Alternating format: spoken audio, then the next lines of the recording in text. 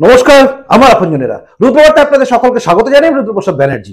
আজ মঙ্গলবার বজরংবলীর কৃপা আপনাদের সবার উপর বর্ষিত হোক এই কামনা করে শুরু করছি এখনকার রুদ্রবার্তা।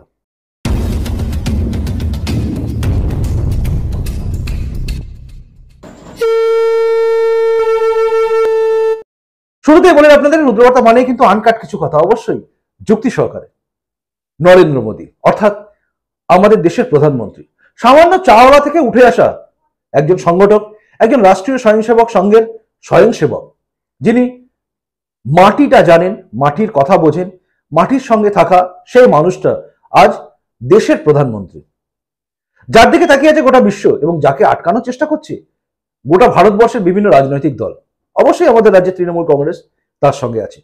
কংগ্রেসের রাহুল গান্ধী, যিনি গাড়ি ছাড়া চলতেন না, তিনি হেঁটে হেঁটে গোটা ভারতবর্ষ প্রদক্ষিণ করে ভারত যাকে বিভাজন করেছিল কংগ্রেস এবং মুসলিম লীগ, সেই ভারত বিভাজিত ভারতবর্ষকে ভারত জোড়ো করতে হাঁটলেন। হাঁটাও দেখলাম, চলাও দেখলাম এবং সমস্ত নেতাদের অর্থাৎ বিভিন্ন নেতাদের বিভিন্ন রকম কথাও শুনেছি। সবাই একটাই কথা বলেন যে সবাই মিলে চলো হারাই মোদীকে। কিন্তু ধীরে ধীরে মোদীকে হারানো শুধু মুশকিল নয়, অসম্ভব হয়ে পড়েছে। কারণ এই রাজ্য শুধু নয়, দেশ শুধু নয়, গোটা বিশ্ব চাইছে এখন মোদীর মতো একজন নেতৃত্বকে। যেন বিশ্ব নেতা হতে চলেছেন মোদী।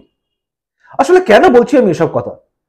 অতিরঞ্জিত কথা মনে হতে পারে, মনে হচ্ছে যে কেন এত বাড়িয়ে বাড়িয়ে বলছে, কি এমন কাজ করেছেন মোদী। হ্যাঁ, এই কথাটা আমাদের দেশের মধ্যে বিশেষত পশ্চিমবঙ্গবাসী এই কথাগুলো নিয়ে বেশি ভাবে। কারণ আমাদের এখানে পেট্রোল ডিজেলের দাম নিয়ে যতটা আমরা চিন্তিত হই, ততটা চিন্তিত নই ভারতবর্ষের কি হচ্ছে বা হচ্ছে না।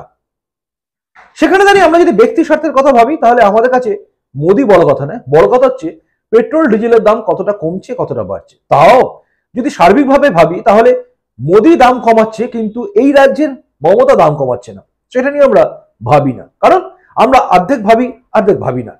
যেভাবে আমরা ভাবি না স্বামী বিবেকানন্দের কথা অনুযায়ী যে গীতা পাঠ করা অপেক্ষা ফুটবল খেলা ভালো, এই কথাটার পরিপ্রেক্ষিত কি ছিল? অর্থাৎ তিনি বলেছিলেন ফুটবল খেললে স্নায়ু শক্ত হবে, সেই শক্তিশালী স্নায়ু দিয়ে গীতার মতো একটা বই, মানে গীতার মতো যে একটা আধ্যাত্মিকতায় পরিপূর্ণ এবং সমস্ত কিছু জানার যে বিষয়, সেটা শক্তিশালী স্নায়ু ছাড়া বোঝা যায় না। কিন্তু আমরা ছেঁটে বাদ দিই। য পলায়তি সজীবতি কথাটা মনে রাখি, কারণ পালিয়ে গেলেই নাকি বাঁচা যায়। বাকি পালিয়ে গিয়েও যে ফিরে এসে যুদ্ধ করতে হয়, এটা আমরা ভুলে যাই। কারণ শ্রীকৃষ্ণকে আমরা দেখি অর্ধেক দেখি না। যাই হোক, আবার ফিরে আসি সেই কথাতে। অর্থাৎ মোদীকে কেন হারানো অপ্রতিরোধ্য হয়ে যাচ্ছে, মানে অসম্ভব কেন? কারণ হচ্ছে এই দেশের মধ্যে আপনারা দেখেছেন যখনই সমস্ত দল রাফায়েল থেকে শুরু করে বিভিন্ন ইস্যুতে মোদীজিকে বদনাম করার চেষ্টা করেছে, কিন্তু কিছুই করতে পারেনি। এ যেন উপর দিকে থুতু ছড়ার মতো নিজেদের গায়ে এসে পড়েছে। পরবর্তী ক্ষেত্রে সেগুলোকে মেনে নিতে হয়েছে যে না, আমরা ভুল করেছি, ক্ষমা চেয়ে নিয়েছেন। রাহুল গান্ধী ক্ষমা চেয়েছেন, মমতা ব্যানার্জি কোনোদিনই কোনো কিছুতে ক্ষমা চাননি, কাজে ক্ষমা চাইবেনও না। তিনি যা বলার বলে ফেলেন, তারপর তার সেটা থেকে তিনি সরেও যান। যেভাবে তিনি একদম চলে যায়, যদি আমরা বাটলা হাউস এনকাউন্টার, সেখানে তিনি বলেছিলেন, আজকে অমর সিং মারা গেছেন, কিন্তু সেখানে তিনি বলেছিলেন যে ये एनकाउंटर झूठा है, फेक एनकाउंटर, अगर ये एनकाउंटर सच हुआ तो मैं अपना राजनीति छोड़ दूंगी। দেখেন, হ্যাঁ, রাজনীতি তিনি ছাড়েননি। যাই হোক, তিনি তার মতো কথা রাখেননি, আমরা আমাদের কথা রাখি। অর্থাৎ যেটা আমি বলছি, কেন বলছি বলি, সেটা হচ্ছে নরেন্দ্র মোদী যে অবস্থানে নিয়ে গেছে গোটা ভারতবর্ষকে, আজকে আমরা ভারতবর্ষ হিসেবে গর্বিত।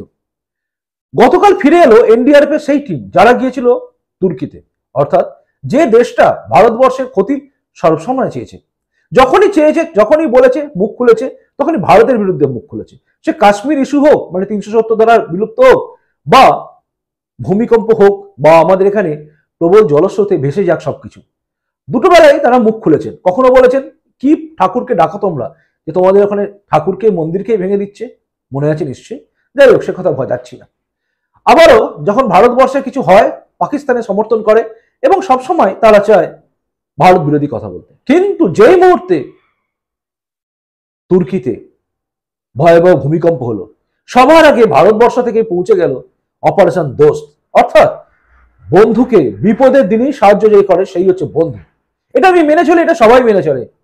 কারণ দরকারের সময়, প্রয়োজনের সময়, বিপদের সময় যে পাশে থাকে, সেই হয় প্রকৃত বন্ধু। আর ভারতবর্ষ বন্ধুত্বের হাত বাড়িয়ে দিয়েছে। অর্থাৎ আমাকে ছুরি মেরেছে তো কি হয়েছে, আমি তোমার পাশে গেছি। যদিও এই ভারতবর্ষ অর্থাৎ নরেন্দ্র মোদীর হাতে তৈরি করা যে ভারতবর্ষ আস্তে আস্তে গড়ে উঠছে, সেই ভারতবর্ষ কিন্তু শিবাজির মতোই, তারা আস্তিনে বাগনখ রাখে।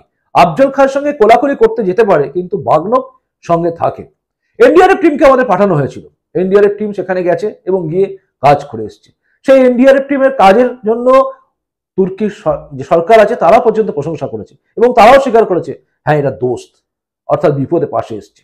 এরপরে তারা আবার যে বিশ্বাসঘাতকতা করবে না বা আবার আমাদের বিরুদ্ধে বলবে না সেটা আমি বলছি না, বলবে, কারণ এটা তাদের কাজ, তারা বলবে হয়তো। কিন্তু আমাদের কাজ আমরা করেছি। ভারতবর্ষ আজকে চারিদিকে প্রমাণ করে দিচ্ছে যে ভারতবর্ষ কোন জায়গায় আছে। চলুন আমি এত কথা বলবো না, আজকে শুনুন মোদীজি কি বলেছেন। এনডিআরএফ কর্মীরা যখন ফিরে এসেছেন তাদের সঙ্গে দেখা করে যে কথাগুলো বলেছেন, খুব খুব খুব মন দিয়ে শুনবেন। আমি একটাই অনুরোধ করছি, হাত জোর করে বলছি, খুব মন দিয়ে শুনবেন। শুনুন তার বক্তব্য। साथियों, जब कोई अपनी मदद खुद कर सकता है तो आप उसे सेल्फ सफिशिएंट कह सकते हैं, लेकिन जब कोई दूसरों की मदद करने में सक्षम होता है तो वो सेल्फलेस होता है। ये बात व्यक्तियों पर ही नहीं बल्कि राष्ट्रों पर भी लागू होती है। इसलिए भारत ने बीते वर्षों में सेल्फ सफिशिएंसी के साथ साथ सेल्फलेसनेस की पहचान को भी सशक्त किया है।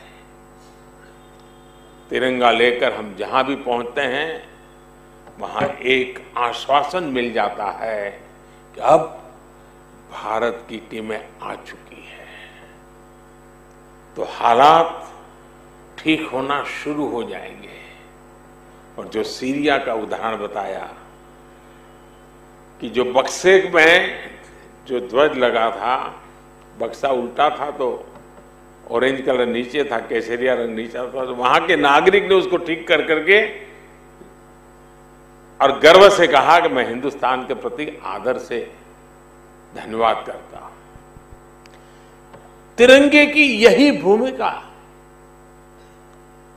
हमने कुछ समय पहले यूक्रेन में भी देखी। जब भारतीय नागरिकों के साथ साथ संकट में फंसे अनेक देशों के साथियों के लिए भारत का तिरंगा ढाल बना।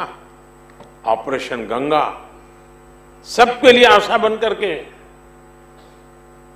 उसने एक बहुत बड़ी एक मिसाल कायम की। अफगानिस्तान से भी बहुत ही विपरीत परिस्थितियों में हम अपनों को सकुशल लेकर के वापस आए। हमने ऑपरेशन देवी शक्ति चलाया। हमने यही कमिटमेंट कोरोना वैश्विक महामारी में देखा। अनिश्चितता भरे उस माहौल में भारत ने एक एक नागरिक को स्वदेश लाने का बीड़ा उठाया। हमने दूसरे देश के बहुत से लोगों की भी मदद की। ये भारत ही है जिसने दुनिया के सैकड़ों जरूरतमंद देशों को जरूरी दवाएं, वैक्सीन पहुंचाई। इसलिए आज दुनिया भर में भारत के प्रति एक सद्भावना है। साथियों, ऑपरेशन दोस्त मानवता के प्रति भारत के समर्पण और संकट में फंसे देशों की मदद के लिए तत्काल खड़े होने के हमारे कमिटमेंट को भी दर्शाता है।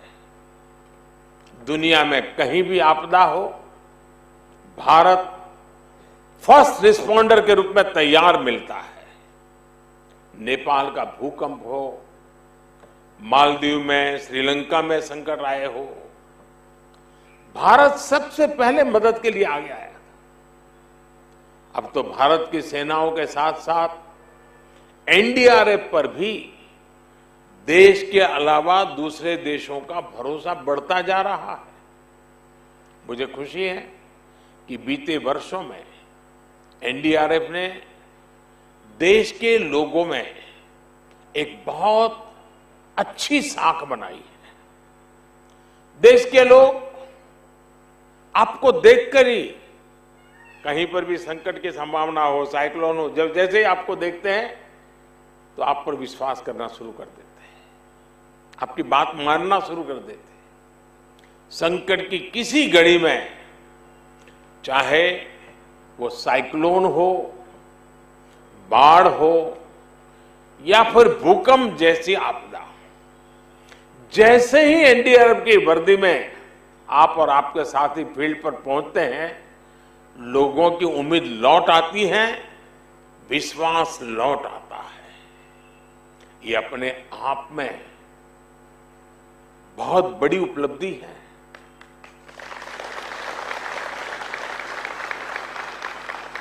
जब किसी फोर्स में कुशलता के साथ संवेदनशीलता जुड़ जाती है, उसका एक मानवीय चेहरा बन जाता है, तो उस फोर्स की ताकत कई गुना बढ़ जाती है।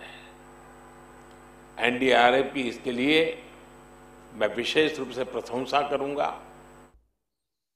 শুনলেন, শোনার পরে আপনার কি মনে হলো? হ্যাঁ, এই ভারতবর্ষ কিন্তু অন্য ভারতবর্ষ। এর আগেও তো অনেক প্রধানমন্ত্রী ছিল, কিন্তু কোনোদিন দেখেছেন এরকম অবস্থা? এর আগে একজন ভারতবর্ষের প্রধানমন্ত্রী ছিলেন, যার ঠোঁট নড়তো কিনা আমরা বুঝতে পারতাম না, কিন্তু ঠোঁট নড়লেও বাকি বডি নড়তো না। কাঠপুতুলের মতো তিনি চলতেন, তিনি যে কি করতেন না করতেন তাকে পরিচালনা করতো কেউ, অন্য কেউ। সেসব আমরা দেখেছি, সেসব দেখে আমাদের অভিজ্ঞতা আছে যে ভারতবর্ষে বহু প্রধানমন্ত্রী এসছে, তারা কি করেছেন। একদম স্বাধীনতার মানে সেই সময় থেকে দেখেছি প্রধানমন্ত্রী আসা মানুষগুলো কি করেছেন। কেউ কোথাও নেচেছেন কারোর সঙ্গে, তো কেউ অন্য কিছু করেছেন। দেশ আজকে কোথায় গেছে? ভারতবর্ষ আজকে অন্যান্য দেশের জায়গায় পৌঁছে যায় সেখানে বিপদে। এবং শুধু তাই নয়, ভারতবর্ষের কোনো নাগরিক কোথাও গিয়ে আক্রান্ত হলে সেখানেও ভারত পৌঁছচ্ছে, যেটা ইসরায়েল করতো। আমরা খুব গর্ববোধ করতাম। আমি ছোটবেলা থেকে, আমরা ছোটবেলার কথা বলছি, আমি খুব ভাবতাম যে ভারতবর্ষ যদি এরকম হতো যে আমার যেখানে ইসরায়েল যেটা ঘোষিত, একদম তথ্য রয়েছে ঘোষিত, তারা বলে দিচ্ছে ইসরায়েলের যে কোনো লোককে যে কোনো প্রান্তে, বিশ্বের প্রান্তে যদি কেউ কিছু করে সেখানে ইসরায়েল পৌঁছে যাবে। এটা আমরাও চাইতাম, মনে প্রাণে চাইছি। আমি ছোটবেলা থেকে ভাবতাম যে এরকম যদি দিন আসে যে ভারতবর্ষের যে কোনো নাগরিক, ভারতীয় নাগরিক যে কোনো প্রান্তে থাক, তার উপর কিছু হলেই ভারত সেখানে পৌঁছে যাবে। এইটা আজ হচ্ছে। আজ আমাদের স্বপ্ন পূরণ হচ্ছে অনেক ক্ষেত্রে। আজ জো বাইডেনকে ছুটে আসতে হয় প্রধানমন্ত্রীর সঙ্গে, মানে নরেন্দ্র মোদীর সঙ্গে হ্যান্ডশেক করার জন্য, তার কাছে আসতে হয়। আজকে পুতিন থেকে শুরু করে সবাই এক বাক্যে স্বীকার করেন মোদিজির কথা। যুদ্ধ থেমে যায় ইউক্রেনের সঙ্গে রাশিয়ার, ভারতের সেনাদের, ভারতের লোকেদের বের করে নিয়ে আসা হয়, একের পর এক অপারেশন হয়। ভারতবর্ষের যখনই সেনারা সেখানে যাচ্ছে, যুদ্ধ থেমে যাচ্ছে, সেখান থেকে ভারতীয়দের বের করে নিয়ে আসা হচ্ছে। এটা শুধু এক জায়গায় না, চারিদিকে যে কোনো প্রান্তে কিছু হচ্ছে ভারতকে জিজ্ঞাসা করা হচ্ছে। ভারতবর্ষ হচ্ছে সেই জায়গায় আছে যেখানে দাঁড়িয়ে ভারতবর্ষ এখন লিড দেওয়ার জায়গায় চলে যাচ্ছে, ধীরে ধীরে সেই জায়গায় যাচ্ছে। অস্ত্র এখন ভারতবর্ষের বুকে আমরা আমদানি করতাম, এখন আমরা রপ্তানিও করি। আমাদের তৈরি অস্ত্র চারিদিকে যায়। ভারতবর্ষ ভুল করে অস্ত্র কেউ দেখে দিলে পাকিস্তানে ক্ষতি হয়ে যায়, সেটা দেখে অনেকে চমকে যায়। ভারতবর্ষে সুপারসনিক মিসাইল তৈরি হয়ে গেছে, হাইপারসনিক মিসাইল তৈরি হয়ে গেছে, সুপারসনিক বাদ দিয়ে হাইপারসনিক তৈরি হয়ে গেছে। মানে কোন জায়গায় ভারতবর্ষ চলে গেছে? শক্তিশালী ভারতবর্ষ এবং পরোপকারী ভারতবর্ষ। অর্থাৎ ভারতবর্ষ একদিকে যেরকম পারে যে কোনো বিশ্বের জায়গায় গিয়ে আক্রমণ করতে, ঠিক সেভাবেই ভারতবর্ষ যে কোনো প্রান্তে, বিশ্বের যে কোনো প্রান্তে কারোর কোনো বিপদ হলে তার পাশে দাঁড়াতেও প্রস্তুত হয়ে আছে। এই ভারতবর্ষতেই চাই। এই ভারতবর্ষই তো চেয়েছিল গোটা দেশবাসীরা। এবং এই ভারতবর্ষের স্বপ্ন দেখেছিল বহু মানুষ, যারা চেয়েছিল দেশের নাম হোক, অর্থাৎ বিশ্বগুরু হোক ভারতবর্ষ। একদিন বিশ্বগুরু ছিল ভারতবর্ষ, আজ আবারও সেই জায়গায় যাচ্ছে বিশ্বগুরু হওয়ার। কারণ এই জায়গায় যাওয়ার জন্য যার অবদান, তার নাম হচ্ছে নরেন্দ্র মোদী। কাজে এই রাজ্যে বা কিছু কিছু জায়গায় দেশের লোকেরা, কিছু মানুষ হয়তো বিভ্রান্ত হবেন। কেউ বলবেন 15 লাখ টাকা অ্যাকাউন্টে ঢোকেনি কেন? আসলে কথাগুলো ভাঙা হয়। এই ভেঙে দেওয়া কথাগুলোকে দিয়ে বারবার প্রচার হবে। নরেন্দ্র মোদীর নামে বদনাম করার চেষ্টা করবে তারা, যারা নিজের ভাইপোকে উঁচুতে তুলতে চায়। কিন্তু সাধারণ মানুষ যারা ভাবে আমাদের কাছে দেশ আগে, তাদের কাছে নরেন্দ্র মোদী শ্রেষ্ঠ। যারা ভাবে আমার কাছে সনাতন ধর্ম আগে, তাদের কাছে নরেন্দ্র মোদী শ্রেষ্ঠ। যারা ভাবেন সবার চেয়ে ভালো, সবচেয়ে ভালো আমরা বিশ্বের কাছে একটা জায়গা রাখবো, তাদের কাছে ভারতবর্ষে একমাত্র প্রধানমন্ত্রী হওয়ার যোগ্য নরেন্দ্র মোদী। বাকি কে ইটালির সঙ্গে কোন যোগাযোগ রেখেছে বোঝা মুশকিল আছে, কে কার সঙ্গে কোথায় যোগাযোগ রেখেছে মুশকিল আছে। আজ পাকিস্তান ভিখারি, বাংলাদেশের অবস্থা ততই বছর। আজ আপনি শ্রীলঙ্কা দেখুন, অবস্থা খারাপ, সেখানে ভারতবর্ষ সাহায্য করে। আজ আপনি দেখুন করোনাকালে বিশ্বের সমস্ত জায়গায় যেখানে যেখানে দরকার আছে, ব্রাজিল থেকে শুরু করে সব জায়গায় ওষুধ পাঠিয়েছে ভারতবর্ষ। ভারতের আজকে সমস্ত নাগরিক মাস্ক ছাড়া ঘুরে বেড়ায়, আর অন্যান্য দেশে এখনো মাস্ক, কারণ ভারতবর্ষ টিকাকরণে সেই জায়গায় পৌঁছে যায়। আর সবই হয়েছে সম্ভব হয়েছে সব ছিল আমাদের, কিন্তু করতে পারতাম একটাই কারণে, কারণ হচ্ছে ওপরে বসে থাকা লোকটা যদি ঠিক না হয়, সেই লোকটা এখন ঠিক নরেন্দ্র মোদী। কাজে আমার একটাই কথা বলা, যে এই মোদীকে হারানো শুধু মুশকিল নয়, অসম্ভব। জানি না আপনার কি মনে হচ্ছে, আপনি জানাবেন অবশ্যই। ভালো থাকুন, সুস্থ থাকুন, রুদ্রবার্তার পাশে থাকুন আপনজন হয়ে। দেখা হচ্ছে পরবর্তী রুদ্রবার্তায়। এখনকার মতো আসি। নমস্কার, বন্দে মাতরম, ভারত মাতার জয় হোক, জয় হিন্দ।